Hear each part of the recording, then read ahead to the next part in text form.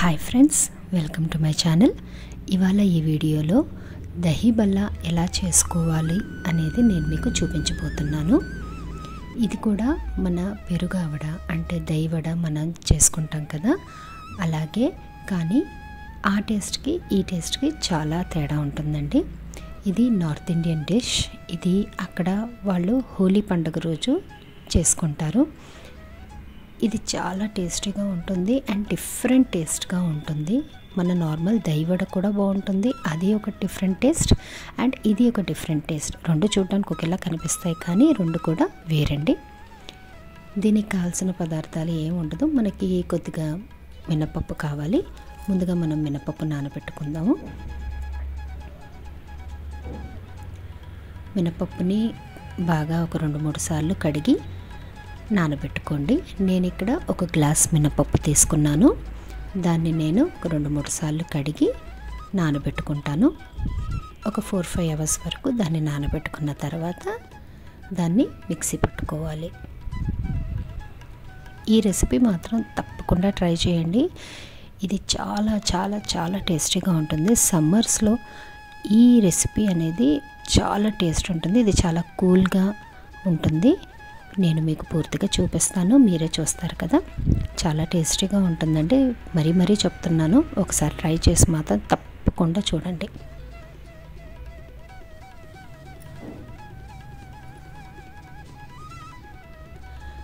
మనం నానబెట్టుకున్న పప్పు ఇప్పుడు చూసారా చక్కగా నానిపోయింది. ఇప్పుడు ఈ పప్పుని మనం మిక్సీ పట్టుకుందాం.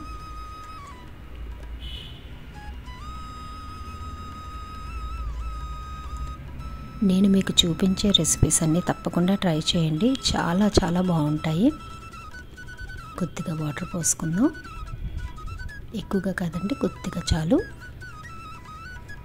ఇప్పుడు ఈ పప్పుని మనం మిక్సీ పట్టుకుందాం.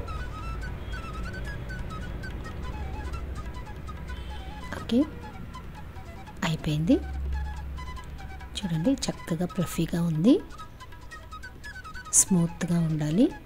మరీ లూజ్గా ఉండకూడదు, మరీ టైట్గా ఉండకూడదు. చక్కగా అలా ఉండాలి.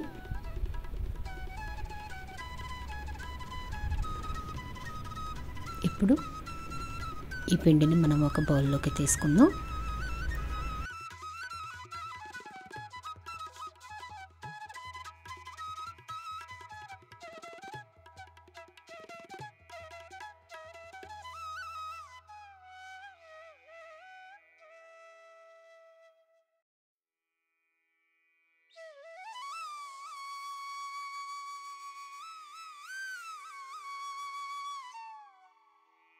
ఇప్పుడు ఈ పిండిలోకి కొద్దిగా సాల్ట్, ఉప్పు వేసుకుందాం. ఇక్కడ నేను జీడిపప్పు వేస్తున్నాను. ఇది కంపల్సరీ కాదు, ఇది జస్ట్ ఆప్షనల్ అండి. మన ఇష్టం, వేసుకోవచ్చు, వేసుకోకపోయినా పర్వాలేదు. జస్ట్ ఇంకొంచెం టేస్ట్ యాడ్ చేయడం కోసం నేను జీడిపప్పు వేశాను. నార్మల్గా అయితే అవసరం లేదు. ఒక్కొక్కరు ఒక్కొక్క విధంగా చేస్తూ ఉంటారండి ఒక్కొక్క రెసిపీని. సో అది మీ ఇష్టం, వేసుకోవాలనుకుంటే వేసుకోండి, లేదా పర్లేదు. ఇప్పుడు వీటిని మనం వేడివేడి నూనెలో ఫ్రై చేసుకుందాం.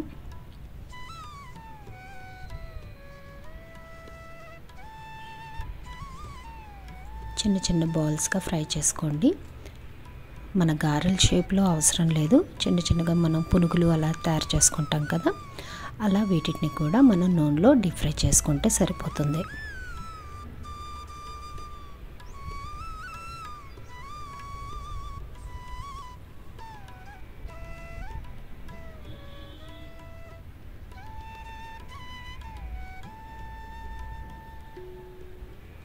ఇందులో మెయిన్ కావాల్సింది ఏంటంటే మనం పిండి రుబ్బడం అనేది కూడా చాలా ఇంపార్టెంట్ అండి. కరెక్ట్గా రుబ్బుకోవాలి. మరీ టైట్గా కాకుండా మరీ లూజ్గా కాకుండా చక్కగా ఫ్లఫీగా పొంగొచ్చిన పిండిలాగా బాగుండాలి. అప్పుడు మనకి ఆ వడలు కూడా బాగా వస్తాయి.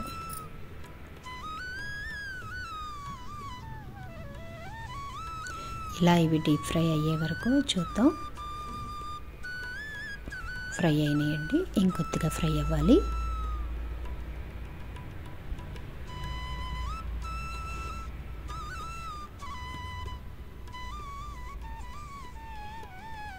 ఇవి ఫ్రై అయ్యేలోపు మనం ఒక బౌల్ తీసుకొని అందులో నీళ్లు పోసుకుందాం. ఆ నీళ్ళల్లో కొద్దిగా ఐస్ ముక్కలని యాడ్ చేసుకోండి. చెప్పాను కదా, ఇది చల్లగా తినాలి, చల్లగా ఉంటుంది, టేస్టీగా ఉంటుంది. సమ్మర్స్లో అయితే అసలు సూపర్ అండి తినడానికి. ఒకసారి మీరు ట్రై చేసిన తర్వాత మీరు మళ్ళీ మళ్ళీ ట్రై చేసుకుంటారు, ఇది మాత్రం ఖచ్చితంగా చెప్తున్నాను. ఇప్పుడు ఆ నీళ్ళల్లోకి మనం ఇందాక ఫ్రై చేసి పెట్టుకున్న ఈ వడలని వేసుకుందాం. ఇలా ఆ నీళ్ళల్లో ఈ వడలని కాసేపు నానబెట్టి పెట్టుకోండి. ఇలా ఫ్రిడ్జ్లో పెట్టుకున్నా పర్వాలేదు. ఆ వాటర్ని, ఆ బౌల్ని తీసుకొని మీరు కాసేపు ఫ్రిడ్జ్లో పెట్టేసుకోండి. లేదా బయట పెట్టుకున్నా పర్లేదు, కానీ ఫ్రిడ్జ్లో పెట్టుకుంటే ఇంకా చిల్డ్గా ఉంటుంది కాబట్టి బాగుంటుంది. సో మీరు అలా అది పెట్టుకొని ఇప్పుడు ఈలోపు మనం ఒక బౌల్లోకి పెరుగు తీసుకొని చక్కగా చిలుక్కుందామండి. ఉండలు ఉండకూడదు. ఇలా చిలుక్కున్న పెరుగులోకి పంచదార కానీ పంచదార పొడి కానీ యాడ్ చేసుకోండి. మీరు స్వీట్నెస్ తినే దాన్ని బట్టి మీరు పంచదారని యాడ్ చేసుకోండి. ఇక్కడ నేను షుగర్ని పౌడర్ చేశాను. మీరు డైరెక్ట్ పంచదార కూడా వేసుకోవచ్చు, ఎలా అయినా పర్వాలేదు. బాగా చిలుక్కున్న తర్వాత ఆ పెరుగుని మీరు ఫ్రిడ్జ్లో పెట్టేసేయండి. 1 గంట పాటు ఫ్రిడ్జ్లో చిల్డ్గా అలా పెట్టుకుంటే, ఎందుకంటే ఖచ్చితంగా ఇది కూల్గానే ఉండాలి ఈ రెసిపీ అనేది. సో ఇప్పుడు మనం నానబెట్టుకున్న వడలు ఉన్నాయి కదా, వాటిని ఒక బౌల్లోకి తీసుకొని మనం తయారు చేసి పెట్టుకున్న పెరుగుని అందులోకి వేసుకోండి.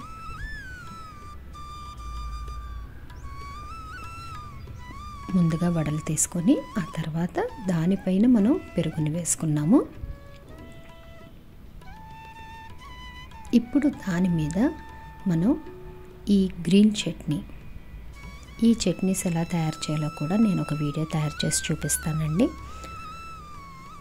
ఈ గ్రీన్ చట్నీ, మళ్ళీ దాని మీద స్వీట్ చట్నీ కూడా, ఖట్టా మీఠా చట్నీ అని కూడా అంటారు. స్వీట్ చట్నీ అండి, రెడ్ చట్నీ.